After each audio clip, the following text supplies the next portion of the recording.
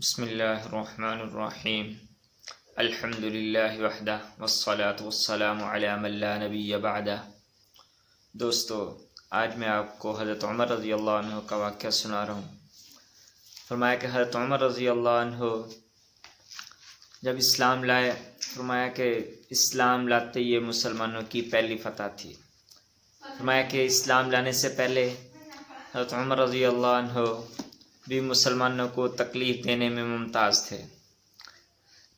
فرمایا کہ حضرت عمر رضی اللہ عنہ نبی صلی اللہ علیہ وسلم کے قتل کے در پہ رہتے تھے۔ فرمایا کہ جب حضرت عمر رضی اللہ عنہ اسلام لانے سے پہلے کی بات ہے، کفار نے مشورہ کیا کہ نبی صلی اللہ علیہ وسلم کو یعنی محمد صلی اللہ علیہ وسلم کو کون قتل کرے گا۔ عمر رضی اللہ عنہ نے عرض کیا کہ میں، تو لوگوں نے کہا کہ بے شک عمر تم ہی کر سکتے ہو، تیرے علاوہ اور کوئی نہیں کر سکتا، کیونکہ حضرت عمر رضی اللہ عنہ بہت بہادر تھے۔ فرمایا کہ کفار نے حضرت عمر رضی اللہ عنہ کو بھیج دیا، تو عمر تلوار لے کر جا رہے تھے کہ راستہ میں ایک قبیلہ ہے بنو زہرہ، اس کے ایک آدمی نے جن کا غالباً نام حضرت سعد بن ابی وقاص رضی اللہ عنہ بتایا جاتا ہے، میں کو وہ پوچھنے لگے اے عمر کہاں جا رہے ہو؟ عمر نے کہا کہ میں نبی صلی اللہ علیہ وسلم کو قتل کرنے جا رہا ہوں۔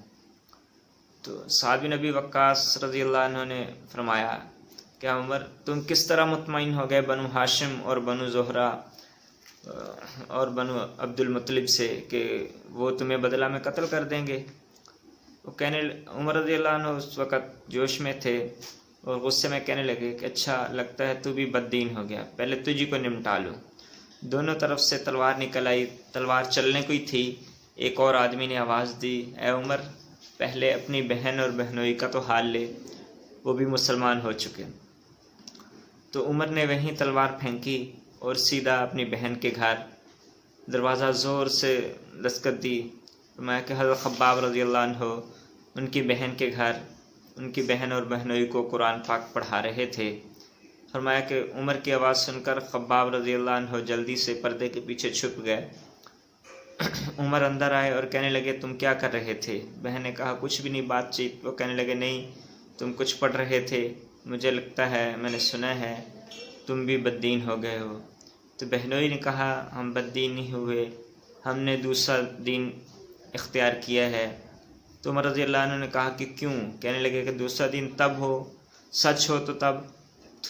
فرمایا کہ اس کے بعد عمر رضی اللہ عنہ نے بہنوئی کو بہت زیادہ مارا۔ بہن نے چھڑوانے کی کوشش کی اور قریب ہوئی تو بہن کے بھی اس زور سے تھپڑ مارا کہ منہ سے خون نکل آیا۔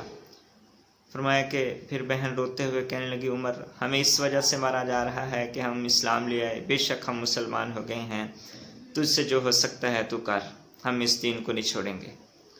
عمر رضی اللہ عنہ کا بھی مار پیٹ کی وجہ سے غصہ کم ہو چکا تھا اور شرم سے بھی آ رہی تھی، بہن کے منہ سے خون نکل رہا تھا۔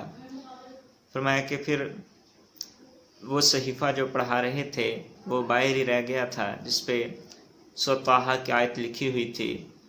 تو عمر رضی اللہ عنہ دیکھ کر کہنے لگے یہ کیا ہے، مجھے بھی پڑھاؤ۔ بہن نے کہا کہ تو ناپاک ہے، ناپاک اس کو ہاتھ نہیں لگا سکتا۔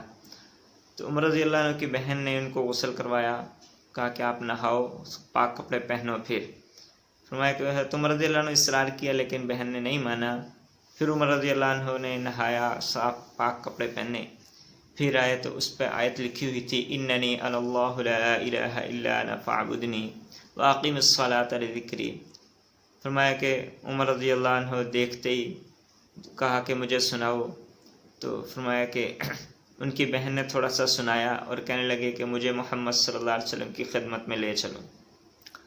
فرمایا کہ جیسے خباب رضی اللہ عنہ نے سنا تو پردے کے پیچھے سے نکل آئے اور کہنے لگے کہ اے عمر تجھے مبارک ہو، نبی صلی اللہ علیہ وسلم نے کل پنجشنبہ کو دعا کی تھی کہ یا اللہ ابو جہل یا عمر میں سے جو تجھے زیادہ پسند ہو اس کو اپنے دین کے لیے قبول کر لے، اور اس سے مسلمانوں کو حوصلہ ہوگا اور مسلمانوں کو دین اسلام کو ترقی ہوگی۔ فرمایا کہ عمر رضی اللہ عنہ اسی دن گئے، کلمہ پڑھ کے مسلمان ہو گئے۔ فرمایا کہ مسلمانوں کی یہ پہلی فتح تھی عمر رضی اللہ عنہ کا جب اسلام لانا تھا۔ فرمایا کہ اس کے بعد یہ ہوا کہ مسلمان کھلم کھلا خانہ کعبہ میں نماز پڑھنے لگے۔ فرمایا کہ عمر رضی اللہ عنہ نے جب کلمہ پڑھا، مسلمان ہو گئے، تو کعبے میں جا کے اعلان کیا کہ آ جاؤ جس نے اپنے بچے یتیم کروانے ہیں۔ فرمایا کہ اور بھی بہت سے جملے انہوں نے کہے عمر رضی اللہ عنہ نے۔ فرمایا کہ کوئی بھی، حالانکہ پورا مشرکین مکہ، پورے کے پورے مشرک منافق لوگ، بہت زیادہ لوگ تھے، لیکن کوئی بھی عمر رضی اللہ عنہ کے سامنے نہیں آیا۔ عمر رضی اللہ عنہ نے اعلان کر دیا کہ آ جاؤ، جس کو اپنی جان پیاری نہیں ہے نا وہ آ جاؤ، جس نے بچے یتیم کروانے آ جاؤ، جس نے اپنی بیویوں کو بیوہ کروانا ہے وہ آ جاؤ۔ تو دوستو ایک آدمی بھی نہیں نکلا۔ تو یہ عمر رضی اللہ عنہ تھے۔ پھر اللہ پاک نے ان سے دین کا وہ کام لیا۔ ہاں جی، آج عمر رضی اللہ عنہ کے نام سے ہاں جی کفار لرزتا ہے، کانپتا ہے۔ اللہ پاک نے عمر رضی اللہ عنہ کو وہ عزت دی۔